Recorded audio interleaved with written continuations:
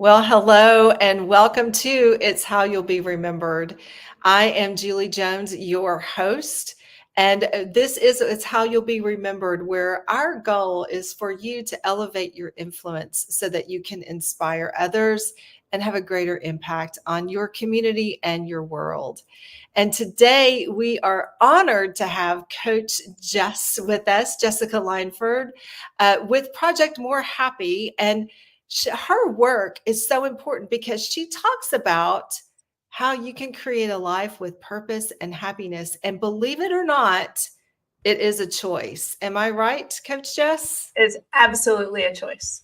Well, welcome. I was going to say, happiness is a skill, and we're going to learn all about it today. So, Okay, well, we all want to be happy. Like, who doesn't want to be happy?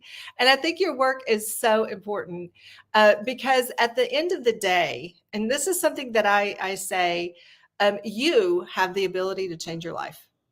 If you want to change anything in your life, whether it is the direction that you're going, your career, a relationship, whatever, you have the ability to do that.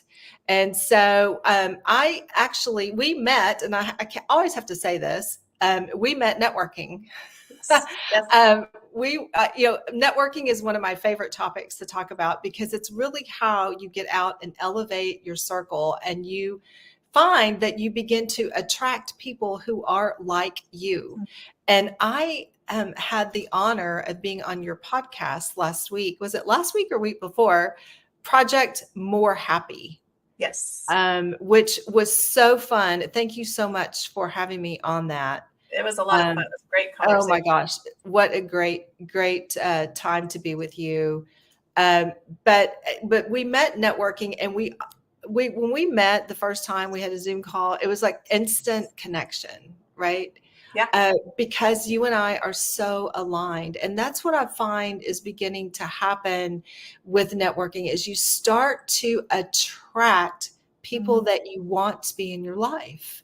And I want people who are happy in my life. And so tell us about your work in happiness and your journey in coming up with the way that, because you are an author, you're a podcast host, you're a speaker, you're a coach.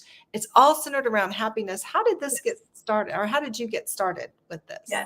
Yes. Thank you. I'm so grateful to be here with you again today. And nothing makes my soul happier than sharing this work with the world, because I truly believe 100% in my core that happiness can change the world. If we understand the science of happiness and human flourishing, our world would be a completely different place for all of us. Wow.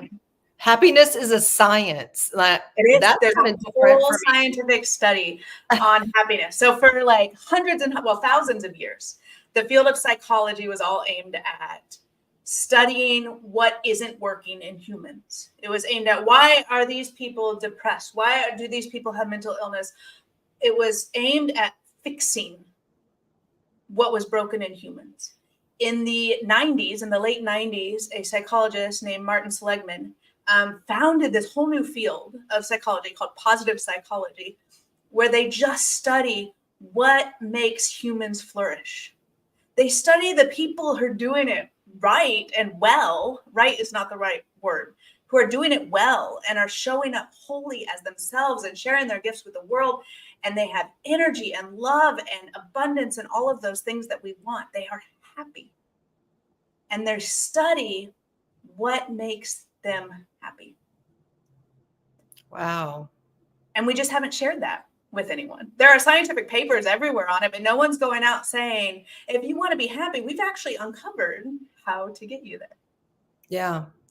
The timing of this is so on point, because we are seeing right now an increase in depression, anxiety, and suicides. And we have got to be able to turn that around. And so your work here, and really the work that I'm doing as well, which we are so aligned. The work that we are doing really goes to speak to, let's look inside of you and find out what you are good at. Like, we are all born with gifts. We were talking right before we went on air that we are all born with these gifts. You may have been an accident. I mean, you may have not been planned, but you are no accident. Right. And so a lot of times we know we're good at something, but we push that away because we focus on what we're not good at. And a man told me one time, things that are ordinary to us are extraordinary to somebody else. Yeah. Because we don't all have the same gifts. Right. So we're not embracing supposed to have the same gifts. We're not supposed to. No, that's what makes us great as just, that's what brings us all together in the world is if we were all the same, it would be a boring world, wouldn't it? It would, and there would be no growth. It would be a very stagnant world if we were all the same. Yeah. So you asked me a minute ago. I was going to say, you asked me a minute ago what my journey was, how I ended up here. Yeah, that's what I was going to say. Tell us how you got to this. Yes. So my journey was through depression and anxiety and even thoughts of suicide. High school was really hard for me. College was really hard for me. And I was always known as like the smart kid. That was like, I could put everything into being smart.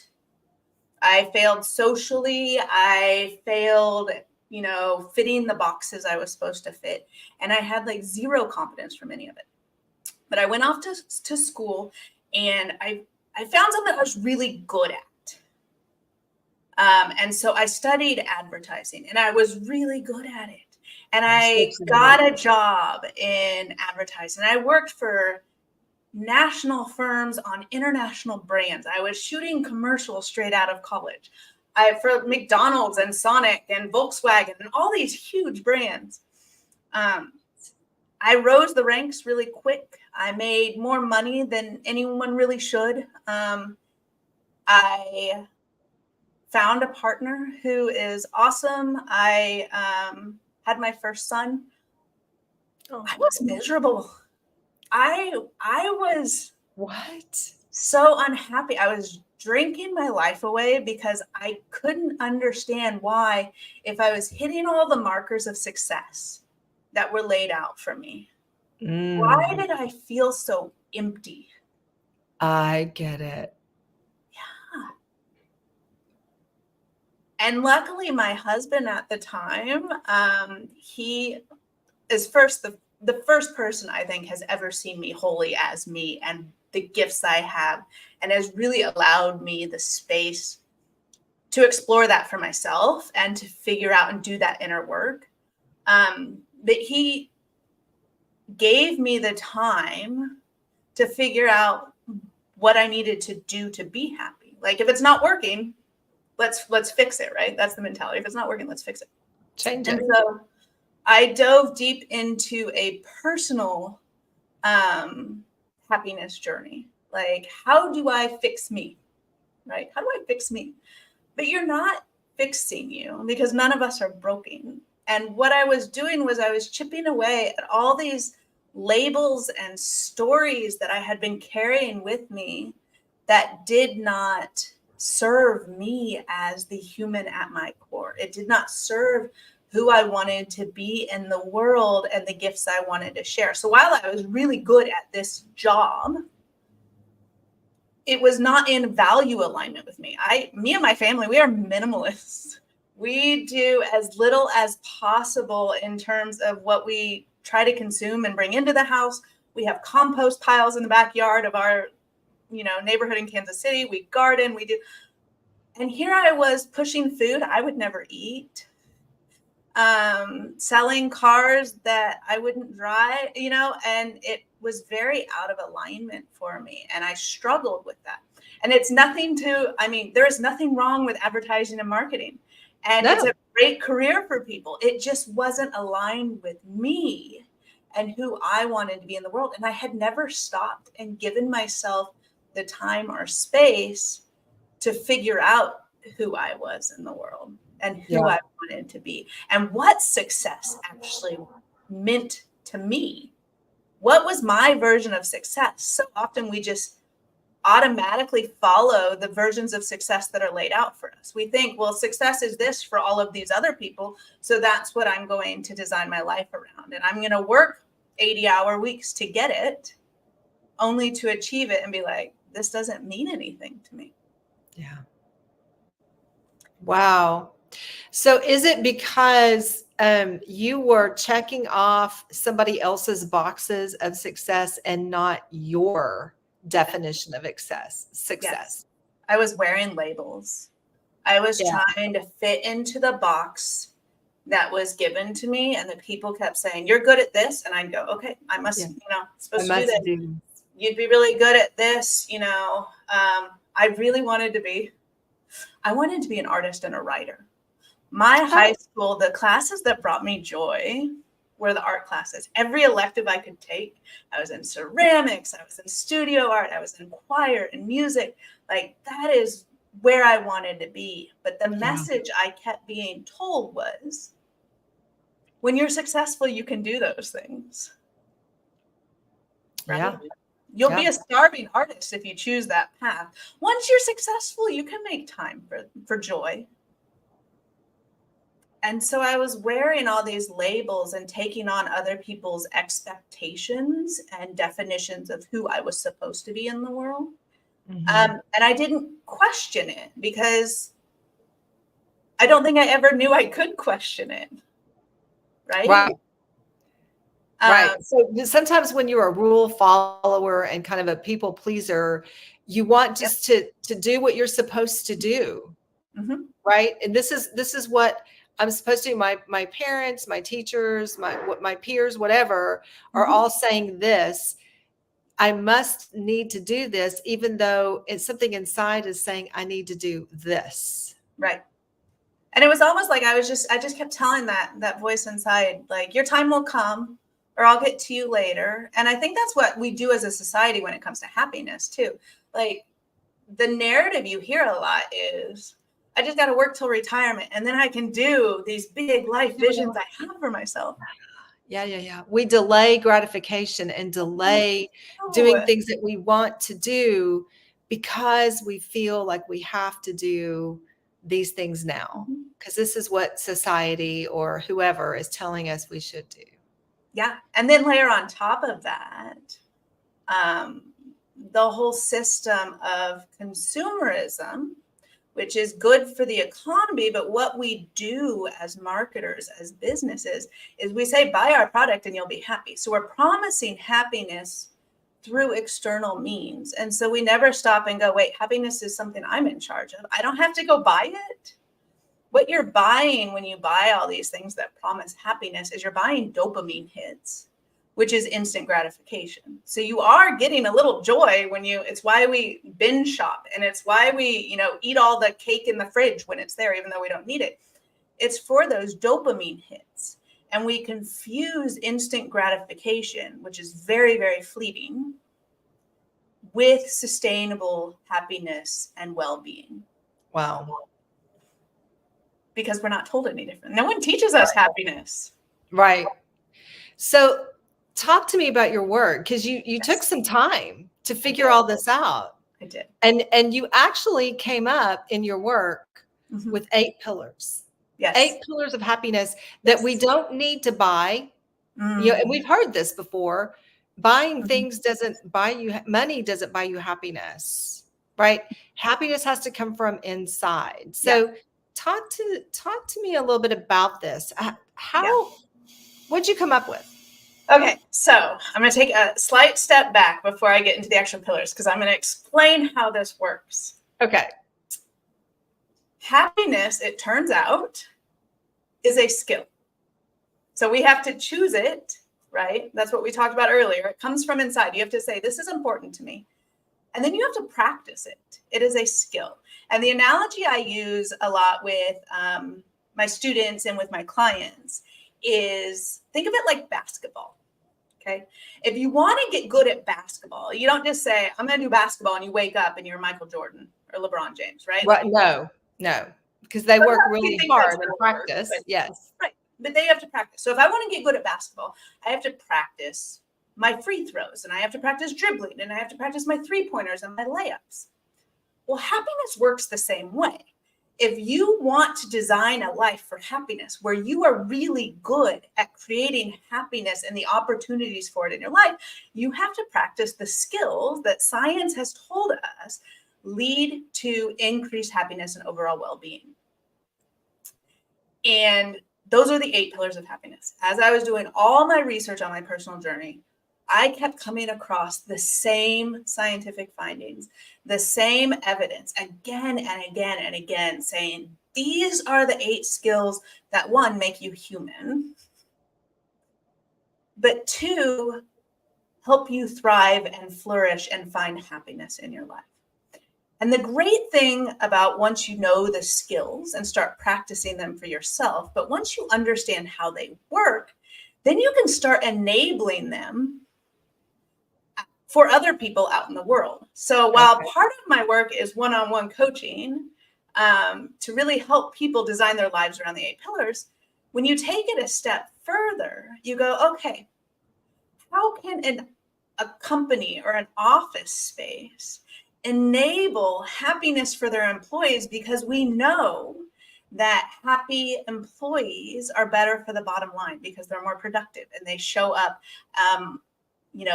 with more creativity and innovation, and they are more loyal and they're more tied to the purpose and overall mission of your company. So how can we design systems for this? The same is true for schools. If we know the 8 pillars of happiness, how do we design classrooms and curriculum and learning materials so that each student can tap into what they need on the inside to thrive in those environments and situations? Wow. That's so great. Yeah. So the 8 pillars, the 8 skills we need for happiness are confidence. And yes, confidence is a skill. We often think that confidence is being the best at something, but confidence is really just believing you are capable of showing up in a certain way. Right. Purpose. Knowing that you are contributing meaningfully. And some people think that purpose has to be this big, high calling. It doesn't. You can find purpose in parenting. You can find purpose in gardening. You can find purpose in your work. Absolutely. But you don't have to put everything into one bucket and say, my purpose is here and my life is over here and my work, these all flow together. So you practice purpose, you practice showing up intentionally and contributing with meaning and purpose. Curiosity. We are a species that is constantly growing and wanting to learn and experience more out of life. If you are not learning, then you are not tapping into what makes you human. That's what our brains are built to do, to take in and process new information all the time. And yes, that could be learning new skills and stuff, but a lot of times it's being curious with the person right in front of you. What can I learn from this person? And if you flip that with purpose, then what can I teach this person? And you show up completely differently when you practice these skills. Right. Gratitude, that's probably the most well-known of these pillars because it was the first that was really heavily researched. When we practice gratitude, when we practice seeing all the good in the lives around us, in the world around us, we show up very differently. Yes. We are trained, and our human brains have what is called the negativity bias, and gratitude is the antidote for that. So we have to intentionally look and celebrate the good that's in our lives, that's in the people, that's in the experiences and moments of our everyday, ordinary lives. Because when you break down our everyday lives that feel very ordinary, when you break them down with curiosity and gratitude, you start to see how extraordinary our lives actually are. Yeah. Authenticity. Authenticity is listening to that voice that I ignored for years and years. Listening to that voice and living in alignment with that being that is at your core. This is living in alignment with your soul and your values and who you really want to be in the world. we put labels on people all the time, and we take other people's labels all the time. And authenticity says you choose which labels you want to carry with you. You get to choose. Optimism. We don't see a lot of optimism nationally these days. I don't want to confuse optimism with positive toxicity. Did I say that right? That sounded funny. Optimism is not seeing sunshine and rainbows or all the time. No. Optimism is understanding that there are better things waiting for us in the future. So we can be in a really hard moment because life is hard and full of hard moments, and we can still be optimistic. Wow. Yep. Totally. And then the final two are compassion. Compassion is the pillar we practice to remind us that we are all connected and we are all in this together and we are not alone. And in the Western culture we value individualism so much that we disconnect ourselves from one another. Yep. But we are all on this journey together and we are here to help each other. Right. And we are created to be together. Yes. We're created to be surrounded with people. Yes. And to be a community. We are a social species. And the research, so the longest longitudinal study on happiness, it's been 75 years now. It's out of Harvard. Unfortunately, it started as only studying men, but they have since added women into the mix. But you have people who have been in the study for 75 years. The top contributor to someone's happiness when they get to the end of their life is how connected they were with other people. It is that important for us to be together in this journey. And compassion allows us to, one, give ourselves grace and allow us to show up imperfectly. And it allows the person in front of us to show up imperfectly as well. Because we are all perfectly imperfect human beings. Yeah. And we need to see each other in that. And then the final pillar is the one everyone really dislikes when I tell them that it's a pillar we have to practice. And that is the pillar of feeling. We don't like feeling our feelings. Big feelings and emotions make us uncomfortable, and we don't want to listen to them, and we don't want to deal with them. But feelings are simply physiological messages that your body is sending to you to say, pay attention. So when you feel angry, you need to put on your curiosity hat and say, what is my body trying to tell me in this moment? Because that's what feelings are. When you feel sad, your body is saying something of meaning is happening in your life right now. But our feelings are just communication signals from our body, from our hardwiredness to our soul and to our emotional centers. So we have to learn to practice checking in with ourselves and really understanding what our feelings are trying to tell us about the world around us and how we're navigating through it. Yeah. We tend to numb our feelings because we don't like them. That's why I drank way too much when I wasn't aligned, is because it was a lot easier to just numb that part than to actually listen and say, if something's wrong, I need to do something. Yep. And I think we do that when we don't want to make changes. Yes. So, I had this situation, where I had suffered a lot of loss over the last couple of years. And I didn't want to feel it. So I just kept going. And I just kept going and going and going. And just realized that if I just would keep moving on, that I would come to a different time in my life, that this is going to be temporary. And what I didn't realize is I needed to grieve. But I didn't want to feel that. I didn't want to do that because that was hard work and I didn't want to do it. So I kept going and going and going until I call this hitting a brick wall. Like, I can't do it anymore. I just hit the brick wall. It was like, I can't. And I actually ended up having to leave a job that I really loved. I loved the people and I loved what I was doing and the work that we were doing.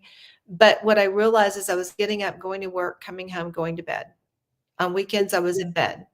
And then Monday morning would come around and I was not being the best I could be for myself, for my family, or for my company. And, that's not fair to anybody. Mhm. So I decided, because I was like, I have to go through this process of grieving. I actually left my job and just said, I need some time Yeah. to just do self-care. And what I realized in this whole journey is that my body, my health was affected, and that there's been a lot. So over the last year, I've really been focused on, self-care, gratitude, um, confidence that I can get through it. I mean, all the things you're talking about. But what happened was life hit me and forced me to do it. Yeah. Yeah. Because if you don't make the choice to do it early and say, I need to focus on myself, life is going to happen, and then you're going to end up in the hospital. Yes. You're going to end up with heart attack or stroke, or something is going to happen because your body gets into dis-ease. It's in dis-ease. When you put those words together, it's disease. It is, we separate culturally. We separate the inner work, the emotional work, the mental work from the physical work and our bodies. We separate those. We don't think that they're connected. But when we don't allow our bodies to complete the stress cycles that we constantly put them through, that life puts them through, when we don't allow our bodies to complete those cycles, we wear them physically in our bodies. And you're right. If we leave it unaddressed, we will get sick because that has nowhere to go. Right. It has nowhere to go. We do not grieve. We're scared of grief as a culture. But I had this shift in grief a couple years ago. I had really bad postpartum depression. And this was after I started the happiness work, because that's how life works, right? It was like, we're going to test you on all this inner work you're doing. Right. And what I had realized that I needed to work through a lot of it is I wasn't grieving all these things that I didn't think deserved grief. There are all these moments in our lives where things come to an end and we just keep going as if nothing happened. You should grieve. We should grieve as people when friendships end. We should grieve as people when our dream ends up on another track. We should grieve that future vision we've held for us for so long. Because when we don't grieve these different pieces of our lives, it builds up. We tend to think we can only grieve when these huge things happen. But grief is just saying goodbye to something that's no longer there or possible. And we need to normalize grief and feeling in general. So that our bodies can work through those stress cycles. Right. And we can show up as our best selves, having done the work. Right. Having done the work.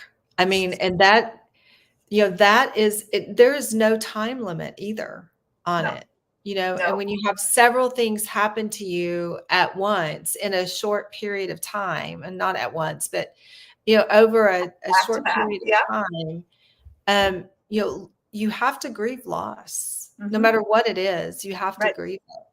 And so it's something that, and we shouldn't be ashamed of it. We shouldn't be able to say, I feel really sad today. Today's a bad day. It was my father's birthday or whatever, and he's not here anymore. It's the anniversary of his passing. Right. And you just go, I'm just sad today. Because if you try to suppress it like I did and just keep going, if I just keep going, things are going to be okay. Right. It's not going to be okay. No. Yeah. Well, and it's interesting because I think as a society overall, we think the destination or the goal is to be happy. It's like this state of mind that's always there. The way I look at my work and why I intentionally named the company and the podcast project More Happy is because it is about inviting and designing opportunities for more happiness to enter our lives, to be happier. So when I look at those states of grief, which we are all in and out of constantly, all the time. Okay, I am sad today. I do not have the energy to do much except sit in this sadness. But I can choose. I can still choose to add a little more happy into this moment. And maybe I choose to do that with gratitude and celebrating some of the good moments that I am grieving. Yeah. Maybe I choose to do that with some self-compassion and grace and allow myself to just be what I need to be right now. Mm-hmm. So these pillars are meant to, they're tools that you can choose to practice a little bit every day, a little bit in a moment. You're having a really bad day at work. Okay, what can I do right now?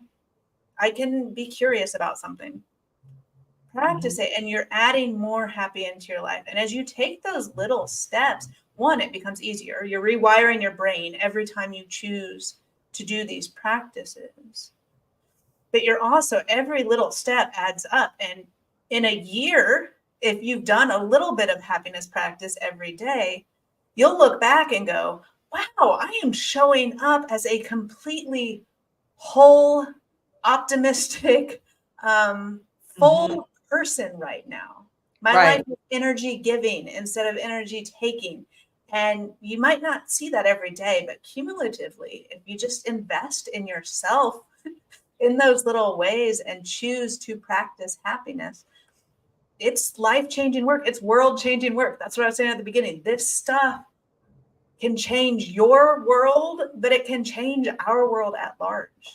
Yes, I totally agree. And not only that, when you start to like yourself because you feel different and you like the way you're showing up, your entire world changes. Your entire future and the destiny changes. It is incredible. It's what you were saying at the beginning about we met through networking and we immediately hit it off. Well, it's because we both carry energy around this work and this stuff. And even if we weren't in adjacent fields, we both are so passionate about the work we do that kind of energy attracts and shows up in your life when you are showing up wholly as the amazing human being that you are. Yep. So true. So true.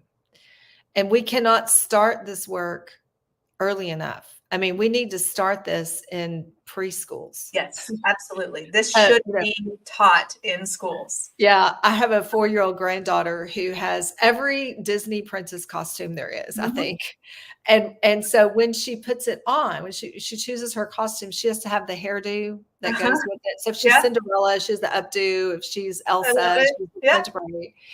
But of course, when, they're getting ready and my daughter will take her back and, do the updo and she comes out, it's always a presentation.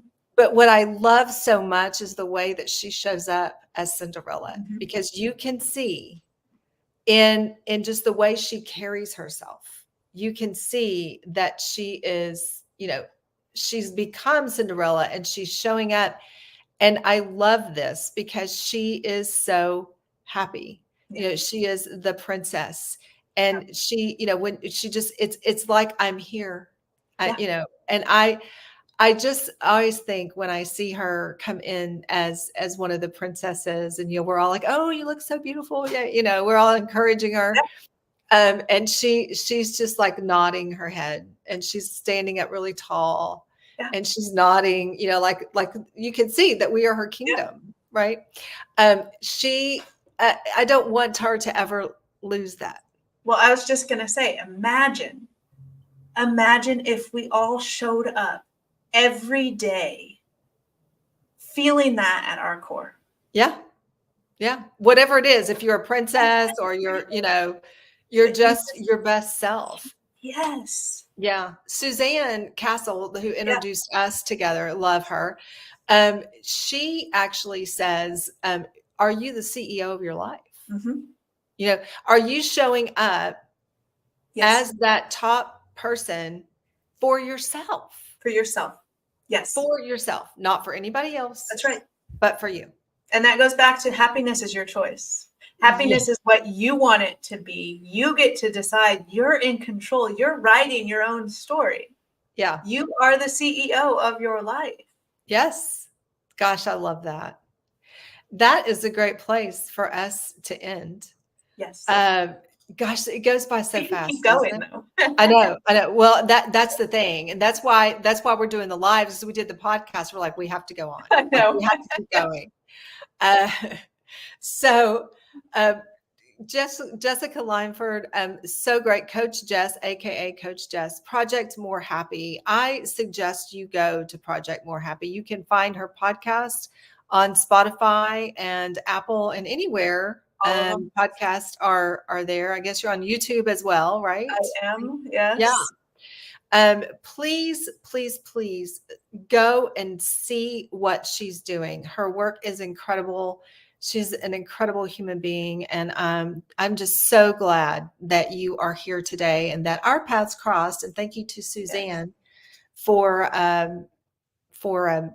introducing us. But one last question before we go. How, I always say this, it's not just etiquette. It's, it's how you'll be remembered. How will you be remembered? I want to be remembered as someone who left the world happier than they entered it. That is. I love that. Yes. And what a perfect thing for you. Yeah.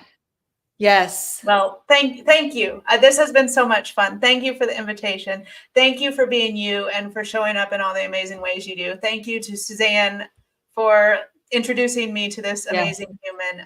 And I can't wait till the next time we talk. I know. Me too. Thank you for being here. Thank you for your time. And thank you so much for all the work that you do to bring more happy into our world. Yes. All right. We will see you. We'll do this again for sure. Okay.